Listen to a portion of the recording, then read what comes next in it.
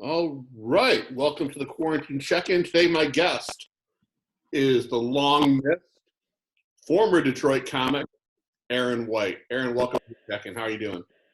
Hey, I'm doing okay. I just woke up. What's good? Where are you at right now? I'm in Oklahoma. That's pretty ideal for this. Yeah. Are you guys on total lockdown there? Not really, because our state sucks. We are, yeah, we can't even go visit friends right now. Yeah, see, like, yeah, you guys are doing what you're supposed to be doing, but in Oklahoma, it's like, um, I don't know. It's a conservative state, so I think that's part of the reason why, like, well, not to make it uber political, but like they aren't as I don't know. A bunch of states in the middle aren't really like doing as much shit, which is probably irresponsible. Yeah, it is. It is. Are you guys like, are restaurants open down there or is everything carry out? Everything's carry out, but pretty much everybody's still like, yeah, I mean, like all this, like a lot of the stuff is shut down, yes, but like there isn't as much of like a social stigma associated with like if you wanted to go to Walmart every day, or if you wanted to go to like, I don't know, like our lives have not been affected quite as much as everybody in, I know, in Michigan and a lot of other places that are more densely populated. So you left Michigan, what, in January? Yeah, and I'm a little PO'd about it because I left my bed there with my 67-year-old roommate Carl. Um, it was a very expensive bed. Yeah. Wow. That Yeah, sucks. yeah, I don't know. It was memory foam. It was dope. It made me look forward to sleeping. Well, And I have a now, memory foam bed as well, and I look forward to sleeping on it every night. right? Yeah, I didn't it's know amazing. I didn't know I could enjoy such luxury while sleeping. Yeah, yeah, I didn't know that sleeping didn't have to hurt. Yeah, man, yeah, sleeping is awesome now. Except Mm. now waking up and not having to commute to work. I just commute from one room to the other, which totally. Yeah, Um, what is that like for you? oh, it's Like, hell. are you teaching online? Like, I teach a class every Tuesday, and then I'm writing commercials the other basically every waking hour that I'm up. okay, Yeah, it's yeah, I'm missing the social interaction. At a moment like this is when I wish I had a girlfriend or a wife yeah, because at least it has someone to talk to. that's a good point. Yeah. I So I don't know. I feel like I don't know if enough people know that you have like a really stressful job where you're always working. And I didn't even think about the fact that like in many ways, comedy is like you're I got to get the fuck out of this outlet, which it is for some people, but for you, like especially it's speaking of comedy, it's weird. Today is my 3-year anniversary. 3 years. I thought you've been doing this for like five, Nope, three. three. Okay. Yeah. So today's my 3-year anniversary, and I was hoping to celebrate it by hitting a mic. There's no mics on Sunday, but doing something, and no, nothing. Well, get wrecked. Damn. So let's go back to a couple. I met you what, last year or 2 years ago? Met you. It was, yeah, 2019, like January of 2019. What made you want to start doing comedy? Um, I um I just selling drugs to comedians, and then eventually I was like, all right, um, I want to try it. So Let's I rewind. did. You were selling drugs to comedians? Correct. Okay, cool. I did not know that about you.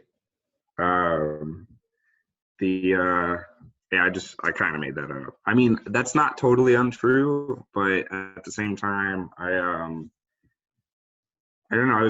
I moved to Detroit for a government IT job, but I got bored and I was like, okay, I need to do something during this boring ass job. So that was pretty much it. Now, did you take the class first, or did you start doing comedy before you took the class?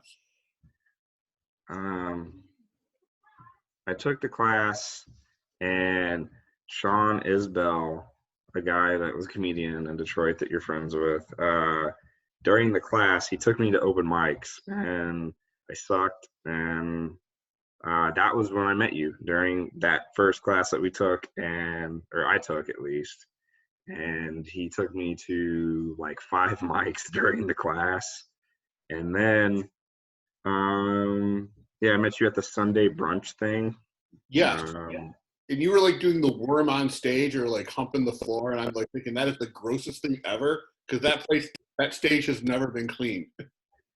yeah, that place is pretty gross. Yeah, it reeks of like, and it seems like such a weird place to have brunch too, because it's like, I don't know, it's like it has that smell of alcohol that's been like sitting on the floor for a while. Like, I don't I know. don't know. I really like that mic because first of all, it doesn't go till late, and Okay, it's it's not the mic, it's the fact that the venue smelled like alcohol, and then there was food there yeah. because it was brunch. Like, it was like, I don't know, and it was just like you're eating brunch, but you can't stop smelling the alcohol on the floor, and it affects the way it tastes. I don't know, it's just weird. I never noticed that. I just First world problems. yeah.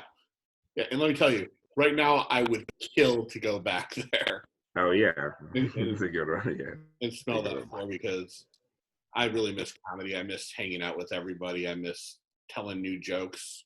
When was the last time you went up? um, man,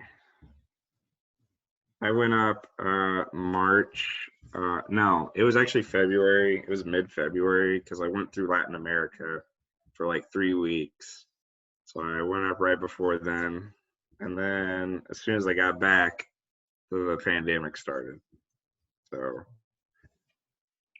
Oh, did um, you come back while like all the chaos of the airports? no, Okay. I narrowly missed that. It's insane, like how like narrow that was. Like it was not.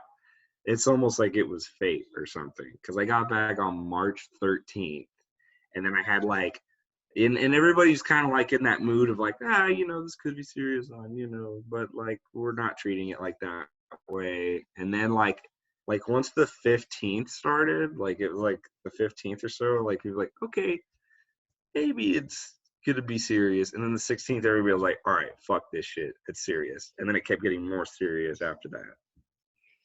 Yeah, I was actually supposed to go back to Dubai for work, and Yeah. thankfully they pulled it like 3 days before. They're like, no, no one's going. Okay. Oh fuck. Uh, So, I was supposed to start a travel job, but that got postponed as well. That's how I feel. but at least we're both not sick right now. That's a It's true. Been getting like tons of organizational shit done. Uh, um, got a few ideas of some.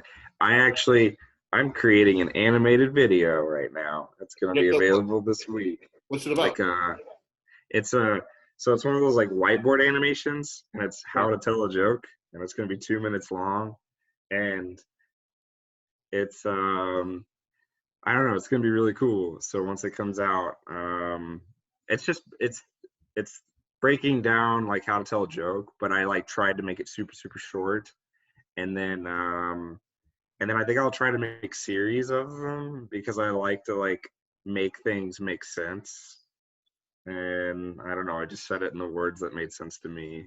So I don't know, Well, I'm looking forward to putting that out there. I'm looking forward to watching it. And that's something I've always liked about you is you were never just content to tell jokes on stage. You were creating videos, your photography. You were just doing so much, so many different things. And I always thought that was kind of cool. I think that this has been a huge reflecting period, and it's altered what I'm gonna do a little bit because I sold all my cameras. I had like 3 cameras, and I sold them, and now I'm gonna buy a crazier camera. So after I took pictures with Kara Karachi right before I left Detroit, And I was like, you know what? I need a better camera. So I'm getting a better camera so I can do heavy duty photography shit. And then also, I need to be making higher quality. I feel like I've made some good quality like stuff, like internet content. But now I'm kind of like, I want to make higher quality stuff than what I was doing. Um, and I don't know. I think that's going to be a big part of what I do because it was what I was doing in Detroit to some degree, but I need to like make that a consistent part of what I'm doing. Like, I know you're in Oklahoma City just for the short term. Where are you planning on going next once this is all over? oh shit, dude, I wrote all this down. So I have this rough plan, and will I stick to it? I have no idea. I thought I was gonna go to Atlanta, but like Corona and other stuff has kind of like thrown a lot of that shit off. But I wrote down in my travel folder as it comes up. All right, so here's my tentative plan, but it's probably gonna go to shit. At the end of the year, so I'm gonna work this travel job once Corona lets up, and it's like you go to Navy bases and like pretend to be important, and I just do IT shit. But I'm gonna be bouncing around either the southwest or the southeast portion of the U.S. I don't know which one yet. And then after that's done, which will be near the end of the year, hopefully, um, I'm gonna spend part of my GI Bill going to yoga school in Hawaii for like 3 weeks, That's and cool. then if I can afford it, I want to go to Antarctica, and then fucking after that, I'm thinking about moving to another city, whether that be Atlanta or like San Francisco or something like that. I'm going to go to personal training school. I'm wasting my GI Bill on a lot of random shit because I don't care. And then I don't know. There's a bunch of other stuff, but to be honest with you, I just really want to go to Antarctica because I want to see that shit before it melts. Um, Henry Rollins, I got to see him speak a couple of years ago, and he talked about going to Antarctica and just Really? yeah, sleeping out there with the penguin. He did say penguin shit smelled nasty, but it was just the coolest thing out there, just sleeping out there with the penguins looking at the stars. Dude, that is dope. Like sleeping with penguins. Like, Though, again, he said penguin shit just smelled nasty. yeah, that's I'll have to see it my first self. I gotta go out there. I've gotta inspect the penguin shit. I'm jealous. I could never go to Antarctica because I saw the movie The Thing, and I know if I ever went there, that would become a real movie, and I would be killed by that monster. Oh, dude, that would be that'd be a nightmare. I've never seen the thing, so I'm just saying that. I don't know. I don't really know. You need to go watch it. Yeah, I Yeah, do. it's might be John Carpenter's third best movie. I literally have no excuse right now. Yeah, you're stuck in a house. I've been watching anime. Like I don't even like really like all I watched was Dragon Ball Z and shit whenever I was a kid. And like I'm like learning all about this anime world now. There's fucking I don't know, like I was watching this thing called The Seven Deadly Sins on Netflix yesterday. Are you into that anime at all? Like Not really. I'm more into the kaiju. the what again? Kaiju, like the Godzilla movies, Ultraman, basic Power Rangers, basically people in costumes battling monsters. Okay, that's what kaiju is? Yeah. Okay, okay. All right, cool, cool, cool. Well, I don't know, like anime, like on some anime, my brother told me he's basically like a borderline weeb, and he was saying that like in some anime they can get away with like making it really provocative, and I'm not gonna lie, like some of it is like that. I'm like, how do they get away with doing this like borderline porn shit? Like, You mean the hentai? no, well, no, he said it's called ecchi. Oh, Hentai is porn, but like ecchi is like it's kind of like it's like ECCHI. It's like anime that's like borderline. I don't know. It's like very provocative and stuff. And I was like, how do they get away with this on television? And he tells me it's like well, technically it's okay because it's always a character that's like 700 years old or whatever because it's magical, whatever the fuck. And I'm like, what an interesting workaround. I don't know. I don't know if it's like here, like morals, like at later at night, kind of disappear. Like on cable, the show Mr. Robot, they're able to say fuck, which 5 years ago you could not say on anything on television unless it was like HBO or Showtime. Yeah. Isn't that weird how like just how different the world is? Like okay, that's such a stereotypical premise. I'm sorry, I didn't even mean to introduce that. Fucking But I think the world right now, when we come out of this, it's going to change even more. yeah, how do you think so? What are your predictions? My prediction is once we have a vaccine for this, and actually probably before, I think we are going to be living, people are going to be living life and might not be as attached to their phones anymore, I'm hoping. Ooh, that's a really interesting idea. Yeah. For 2 to 3 months, we are going to be stuck indoors. All we're going to have is our phones, our televisions, our computers. And at some point, you're like, I need to go live life again. I can't just be a voyeur and just watching this and see my friends through a screen. I'm going to go out there. I am going to grab life and take advantage of this. And the other thing is, we're all going to know someone who died from this. Oh, that's true. Yeah. Or got really sick from this. So we're going to have a greater appreciation for life and want to live it more. That's cool. Everybody's gonna go check off some things on their bucket list. We have to. We have to. Yeah. Life is precious. I mean, you heard about Tom, right? About who? Tom Swan. Oh, I have not because I haven't been on Facebook as much. Okay. But yeah, what's up with him? So Tom actually was in the hospital for Corona. Oh, really? That's very shitty. Yeah, he's home now. He's able to get his oxygen levels back to somewhat normal, but he's now living in the basement for 2 weeks. Interesting. Yeah, so that's very shitty. Well, no, it's really good that he's in the success. It's shitty that he got it, but it's great that he's, as of right now, a success story. Yeah. Okay. Yeah. I mean, it just sucks that he has to go through that, but yeah, that's what was I going to say about that? Yeah, well, there's no point in going into the intricacies of what's going on with Corona. I was just going to say, like, I don't know. I'm glad that he's doing better. Yeah, me too. That's sad. And that's really sad. I hope once this is all over, we can go back to his mic at the Tiki Bar. So speaking of which, what do you think? And I'm sure that you've like beat the shit out of this conversation, but like, I don't know, maybe we could take it in a direction that it hasn't gone already. Like, what do you think is going to happen to comedy? Like, what are the scene differences going to be? Like, whether it's Detroit, whether it's in general, like, I don't know. Yeah. That's a question that's been on we talk about this on every episode. And yeah, every time, but we kind of get it.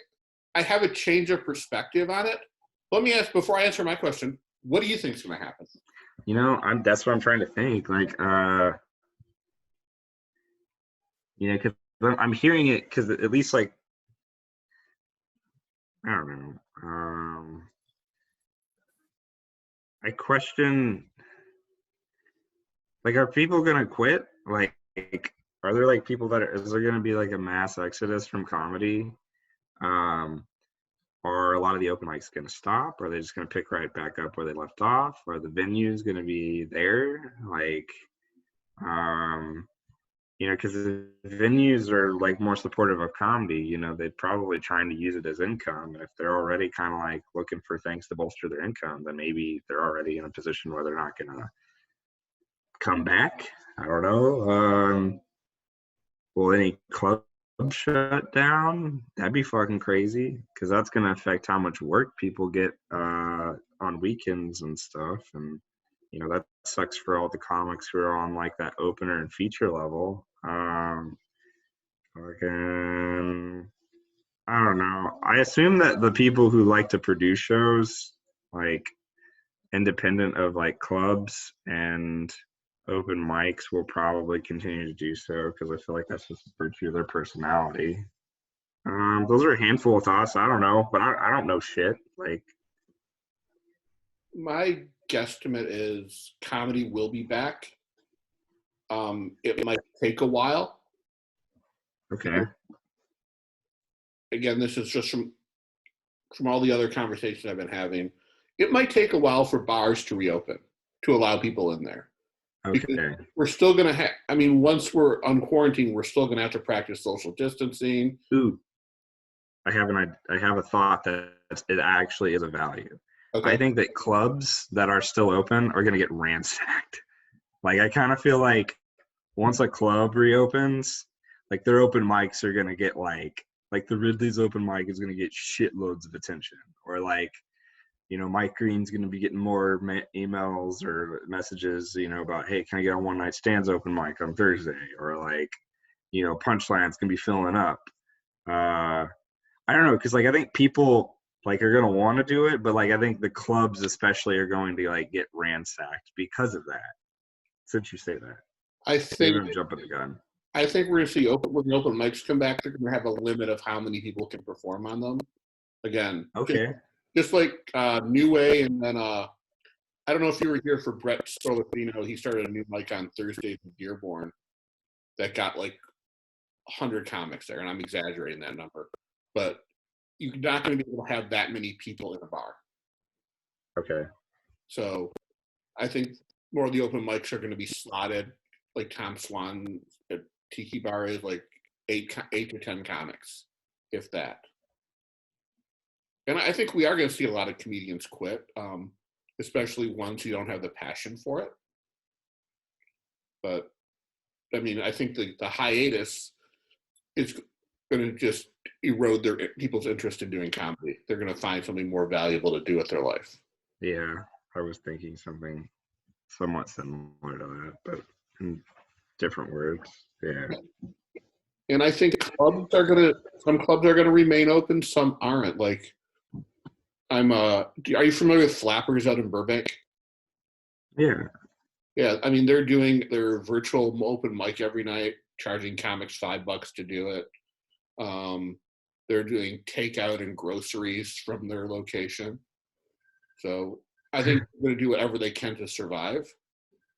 But I don't know. I think we'll see some go, some will stay. But I think comedy is now going to be going to even more alternative venues. Yeah, that I could see that. Yeah. What do you think some of those alternative venues will look like? I have no idea, man. Just less brick and mortar? I think there'll always be brick and mortar, but I think we're going to see more shows in laundromats, more shows in comic book stores, more shows in places that aren't really considered comedy venues. Okay. Because first of all, they don't draw as much, and they're more apt for the social distancing. Okay. I mean, we're happy if we have a crowd of 10. So, but I could be wrong. I mean, Ridley's could reopen. They could remove half the tables. Ridley's will reopen, and they'll remove half the tables to keep social distancing. Okay. Same thing with Ann Arbor Showcase, and same thing with one night stands. Yeah, that's a good point. I guess I keep envisioning this as if it's going to be like a hard transition right back into what we're doing, but it's going to be like a slower transition where it's like, okay, we're still going to have to practice some of the rules. Like, it's not just going to happen like, all right, like we don't have to do shit anymore. Yeah, a major shift won't happen until there's a vaccine. Yeah. Or unless, I know right now they're starting to do antibody testing, so that way they can, I don't know why they say once they get numbers from that, we can maybe start going back to normal as well. Okay. But I don't know. I mean, I'm interested in seeing where comedy is going. Did you happen to see Saturday Night Live last night? I haven't, or I did not. However, I have been. Wait, briefly. I think I just saw the Weekend Update thing, but that was, it was Michael Che and the other guy that looks, I don't know. Colin Jost. Oh yeah, how did I forget his name? Yeah, the guy who's lucky enough to be banging Scarlett Johansson. Oh, that's right. Yeah. Yeah. I have been watching a little bit of Saturday Night Live, but I don't know. It's just because my mom really likes it. Like I didn't watch it I last like night. it too. I watched Sorry. it on YouTube this morning, but I think a lot of it, they doing the whole live show off of Zoom last night was insane. Mm-hmm. And for some reason, they made it work.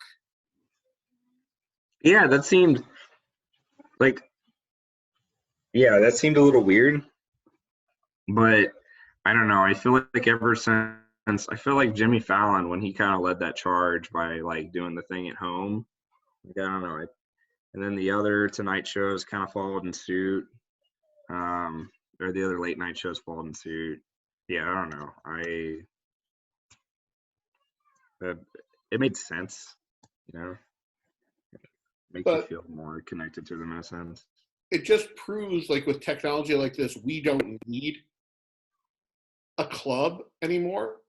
I mean, it's better with an audience, but we're still able to get material out there. We're still able to create content.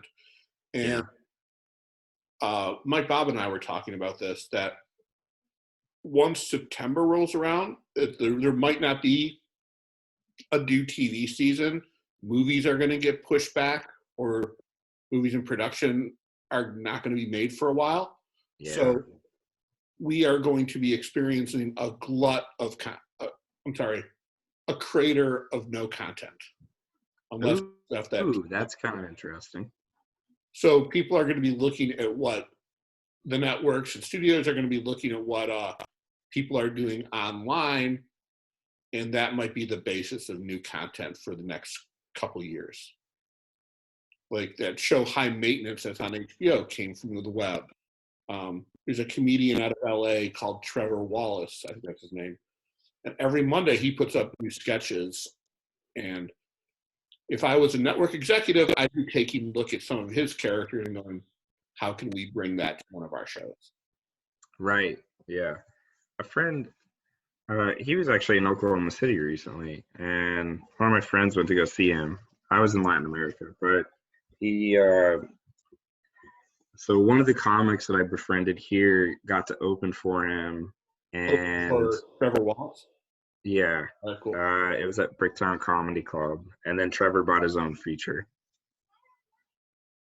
Probably one of the guys who's in all of the sketches. Do what? It's probably in all of the sketches. Maybe. I feel like my friend would have recognized him, but I don't know if he was in all the sketches. I was told, and by the way, I think this is something of value because I feel like other comics are interested in hearing this. So Bricktown Comedy Club. So in Oklahoma City, there are two major comedy clubs. You have the Looney Bin, and then you have Bricktown Comedy Club, which is brand new. Looney Bin, they tend to attract more like, I don't know, like they're a big fan of the road comics that have been doing it for a while. So like, for example, like if Bill Bouchard sent them a tape or something, like I feel like I could easily see Bill headlining there because they want like the seasoned guy that's been doing it for like a really long time, as opposed to the big name draw. Whereas at Bricktown Comedy Club, they're more likely to, that this isn't always the case, but they're more likely to want to like bring in like a draw, like somebody that has like a little bit of fame, like I don't know, like David Tell performed there. They liked some of the people from America's Got Talent. I'm trying to think. Let's see, the Wayans brother, or one of the Wayans brothers was there. Jay Farrell was there, you know. So, but they've given a local guy like an opportunity to headline, and even Mike Cronin from, you know, Detroit and Chicago, he's connected with the clubs that they own in other places, so I think that may have helped him. I'm not 100% certain, but he's headlining there for like a night at some point. the opener at Bricktown Comedy Club usually only does about 8 minutes, and then the feature does 15 to 20, and then the closer just does whatever they want to, or the headliner does whatever they want to. So that's like the setup there. It's a little easier, I think, to break into Bricktown Comedy Club. Looney Bin, opener does 15, feature does 30, headliner does whatever their show is. If you get into one Looney Bin, you're probably going to get into the other one somehow. If you get into Bricktown Comedy Club, potentially they could open the door to go to like the other ones that they own in other states, which is Spokane Comedy Club, Tacoma Comedy Club, and then Skyline Comedy Club in Wisconsin. So that's kind of the setup. Oklahoma City is a city that's been growing recently, so that's part of the reason why Bricktown Comedy Club came here this past year. I don't know. I feel like that's helpful information.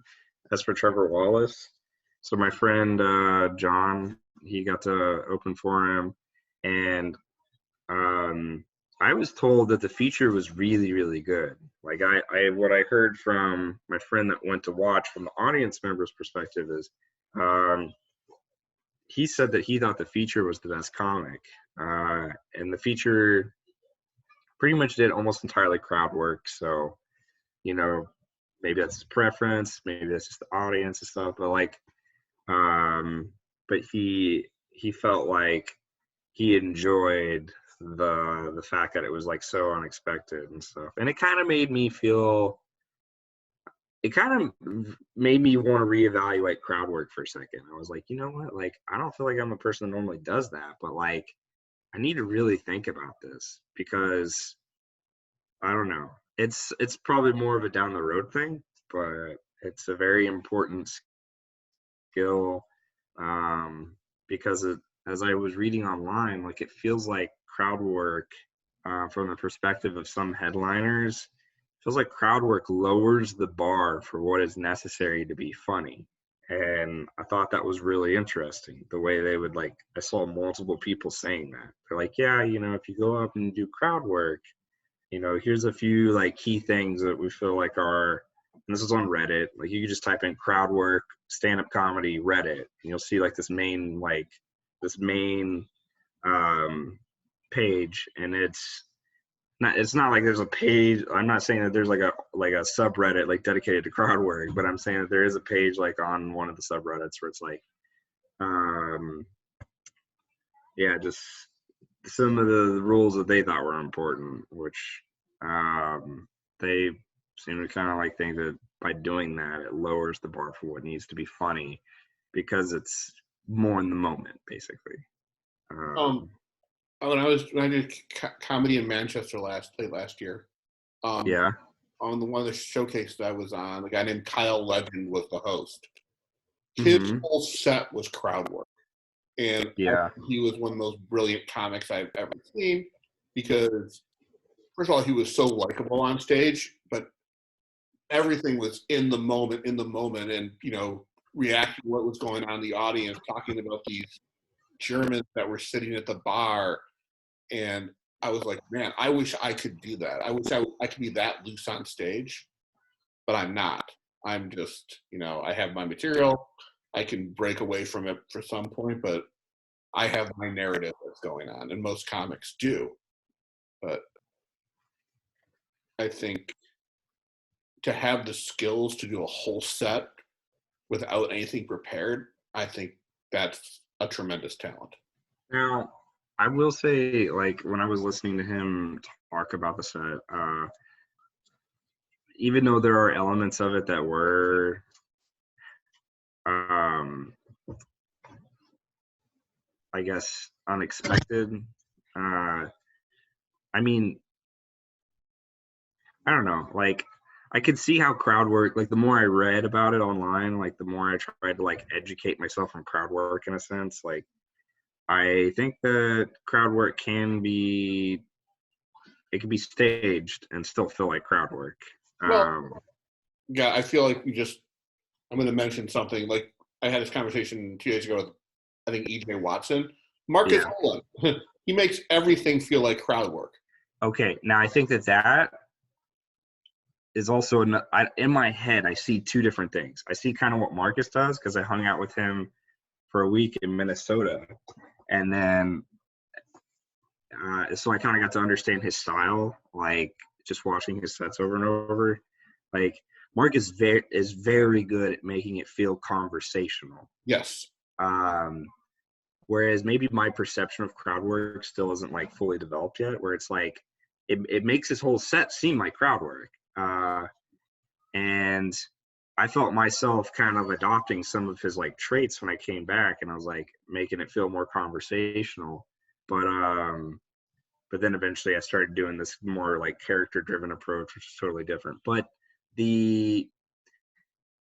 like I guess when I think of like crowd work, I think of like, okay, you go in and you literally you ask people questions and you interact with them based on their answers to those questions in a sense. Like that's kind of I guess my sense of just like going straight up to somebody, making an observation, and then asking that stereotypical question, which there's nothing wrong with asking this. It's a starting point. It's like, what do you do? And then you go from there. It's like, okay, like, or maybe that like BJ on a plane or weed in space. Weed in space, what the fuck? Go on a tangent. But like you kind of know what directions you're probably gonna go in. It just makes them feel I guess when I think of crowd work, like I tend to like I see what Marcus does, and it's like very like it's turning regular material into very conversational stuff, yes. Which is super good. Like whether Marcus realizes this or not, like I'm sure he does. Like Marcus is a good actor, like for that reason. Like Marcus is probably more primed to become like an actor. I feel like in a comedy series than like other comedians are, and for that reason, I don't know, because even when he talks like to you, like it sounds like he's doing material, like it sounds like he's doing his sets, but it's super conversational, so it's not weird. Like, shit, I was gonna go somewhere with that, but oh yeah.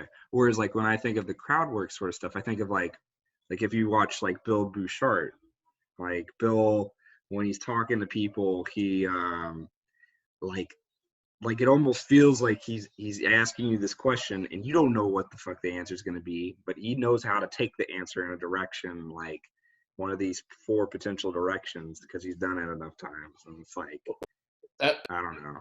That's what you get for doing comedy for 20 years.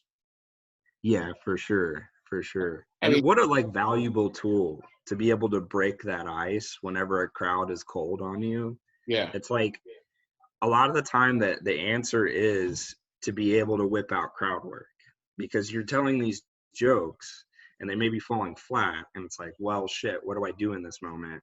Like, this sucks.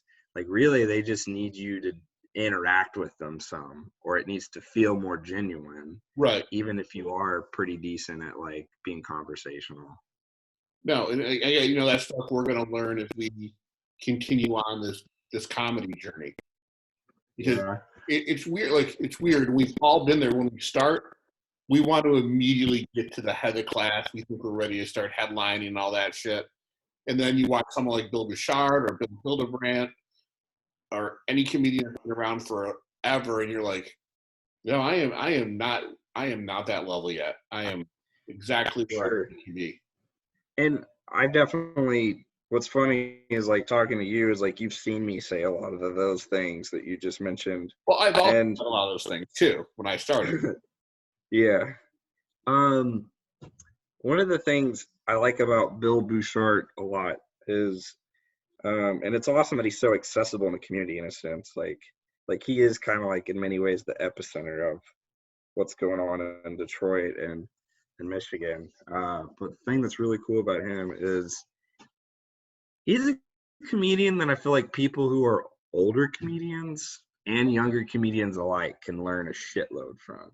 Like as a younger comedian, I still you don't feel disattached from him. Like it doesn't feel like even though like he's the sort of comedian I feel like that can have that appeal like in front of a crowd that's like younger too.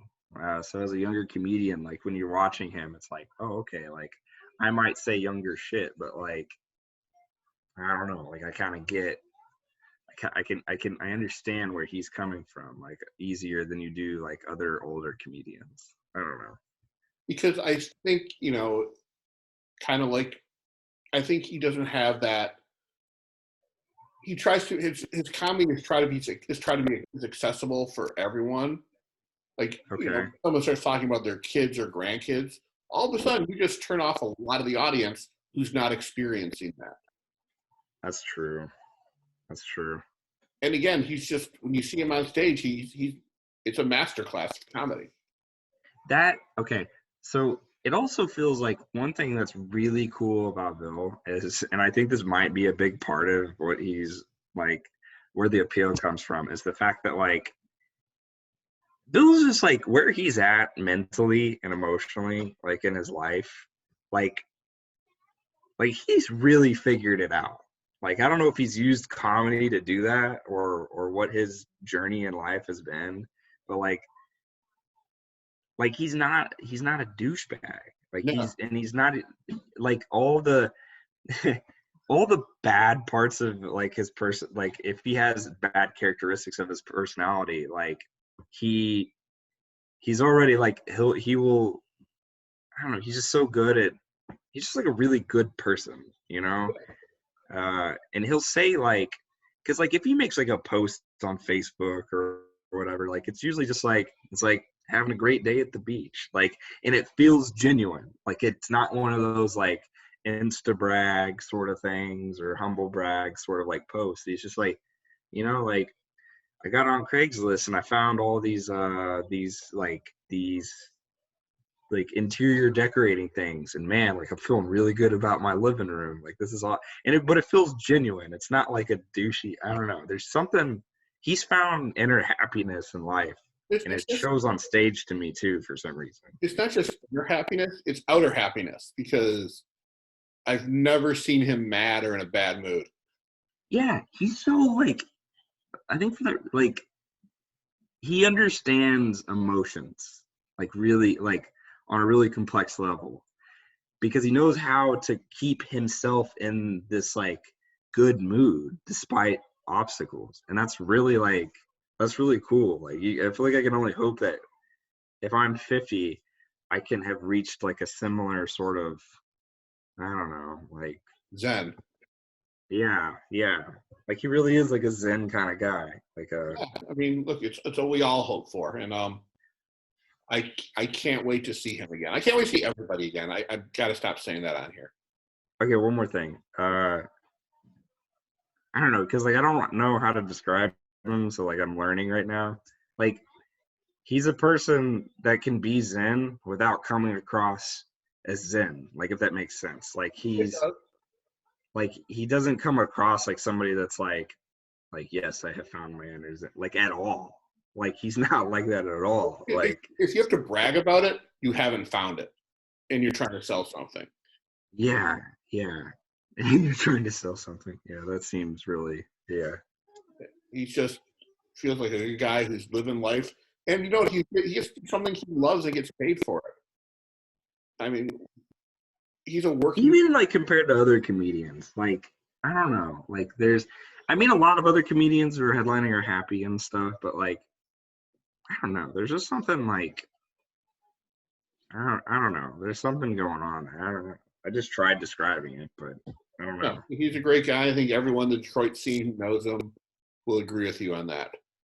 So, Yeah. before we end this, I'm going to ask a few questions to get to know you a little bit better.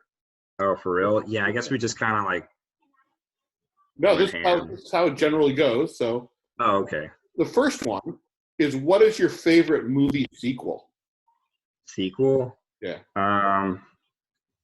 Probably like, this is gonna sound weird, but like, it's like this documentary thing.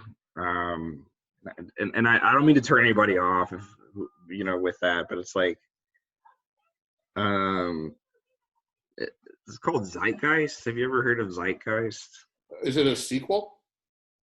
Uh, Okay, so there's a sequel called the Zeitgeist Addendum. I don't know. It was just like I watched this when I was like 16 I was taking a college class in high school, and it was a psychology class, and it was in here in Oklahoma, and um, Oklahoma's a little bit more like I don't know, like there are a lot of people that go to my school that that are like it's very suburban white Christian, like and then this psychology teacher who's teaching a class to a bunch of high schoolers from a community college. She has us watch this movie called Zeitgeist, and it talks about how like religion is um, deceiving and all kinds of other stuff, um, like how money really works. It was basically like a conspiracy type movie.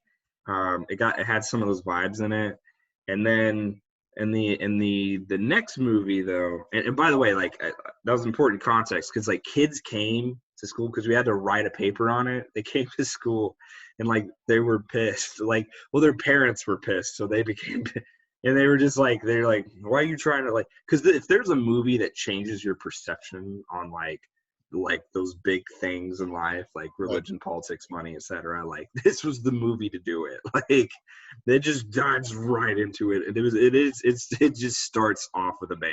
It's like well, religion was probably created to you know organize the masses as opposed to actually be legit, and then they start breaking down why they think why, and like as a 16-year-old kid like who was going to church at the time, I was like, wow, like I think this movie's right. Like, and I was just trying, and that's why a lot of kids are pissed. Anyways, so the addendum was about this thing called the Venus Project, and it's like this guy who's a civil engineer. He developed what what he thought is like the solution to basically all the world's problems when it comes to like starvation, lack of resources, and pretty much anything. It's basically eliminating money amongst things amongst things too. I don't know. It's like a really forward-thinking film. I thought it was super cool. Sorry, that was a really long answer. No problem. All right, next question. What's your favorite Harley Ray? Hey, I need you to go out. Sorry, I'm in a. Give me like 2 seconds.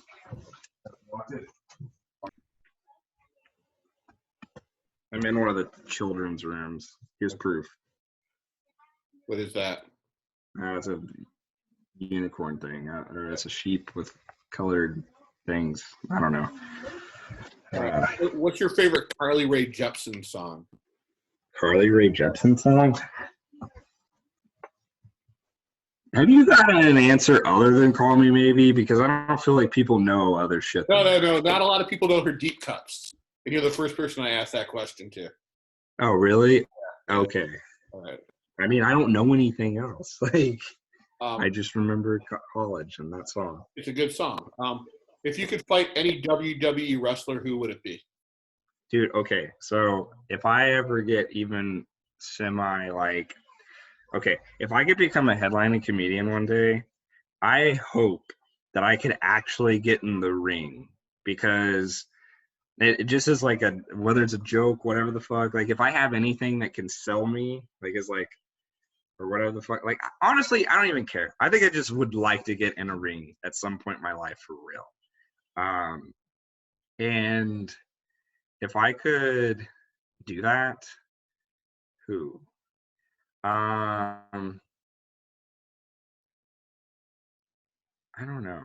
Like I'd probably like Rey Mysterio seems really cool, or AJ Styles. I like AJ Styles. They could kill you. Both those guys could kill you. Yeah. I just I assumed they would be safe enough with me that like I wouldn't fucking they wouldn't just be like, all right, well, we're gonna kill this like random person. Like, wouldn't that be such a PR disaster for wrestling to be like? Or maybe it could be awesome. It's like kills local comedian, like fucking. I still. Who would you? Oh man, that's a good question. I would Goldberg. Oh really? Jesus, we'll just go for like one of the strongest ones ever. Or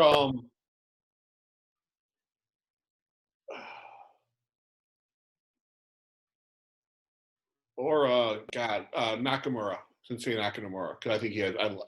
I like his music. Okay. All right. So we end this by riffing a joke on a misconnection ad from Craigslist. And a misconnection ad from Craigslist. Because I have become I've become really bored, and every night I read some of these misconnection ads, and some of them are pretty funny. This one is called Red Roof Inn. Looking to meet the red-haired girl I've seen taking the trash out to the dumpster. Love your hair and would love to get together. I'm an older guy and very generous. Get back to me. Get back to me. At first, I thought you were gonna say "get at me." So, Nope. wouldn't that be funny if she was carrying like a baby to the? I don't know. Fucking. Look, to the Red Roof Inn, anything is possible. Yeah. I mean, okay, people like to shit on the Red Roof Inn, but like, I feel like the Red Roof Inn, it gets a lot of shit because I've stayed in some Red Roof Inns and I walk in and I'm always like pleasantly surprised. But I think it's because my expectations are so low that I'm like, this is going to be a 1-star hotel. And then I walk in and I'm like, all right, like they could pass for 3 if you just walked into the room. Like, it's a step up from a Super 8 or a Motel 6. Okay. But it's okay. no La Quinta. But it's no La Quinta. He literally, why do people post shit like that? Like they think they're gonna be on Craigslist. Like, well, I mean, maybe that's what people do at the Red Roof Inn because they're sitting there and they're doing nothing because who comes to a Red Roof Inn? I don't know anyone who's actually stayed there. I've stayed in one 3 times. And it's because it's the cheapest option. I don't think that's not a hostel. I don't think I haven't stayed. I don't think I've stayed in a Red Roof Inn since college. So we're talking a long time. Ooh, long time. Yeah, that is quite a bit. But the line that got me is, "I'm very generous." How can you have money to spare if you're staying in a Red Roof Inn? Oh, that's a very that's the observation to make there. Yeah. Well, Aaron, it's been a blast. Hopefully you'll be back in Detroit soon, and once shows start getting back to normal, I'd love to have you back on one. Hopefully our show at Embrew will actually happen once. Yeah, we didn't even talk about that, but yeah, that's important. Well, I'll just get into it real quick. Like, we started having cancellations like from the Chicago comics. That sucks. Yeah. Mike Cronin was gonna headline at the end. He stepped in. Oh, really? Yeah, and then like the day after he agreed to it, everything started shutting down. Ah, fuck. And that's super cool. Really? That's so cool that he would do that. Well, he's awesome. I need to have him on here. Actually, I need to have Bill Bouchard on here as well.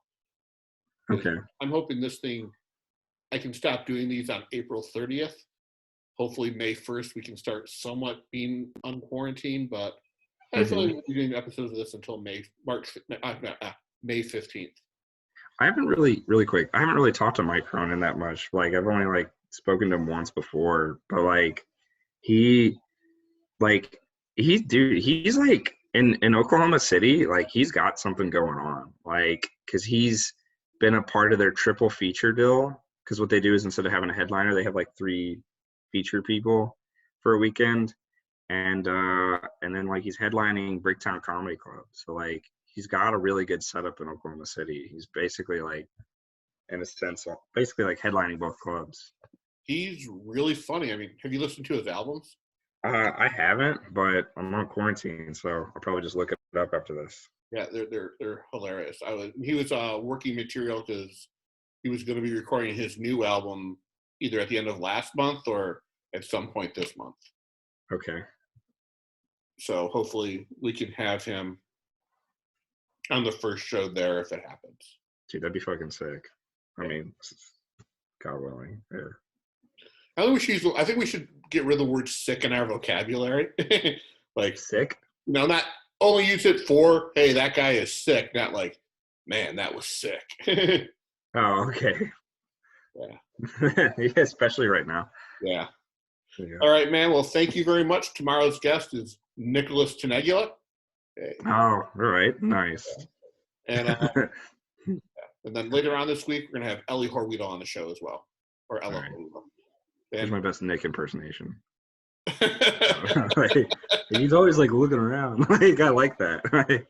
yeah, I don't know. Nick and I might have some beef going on right now because really? I'm his brother's favorite comedian.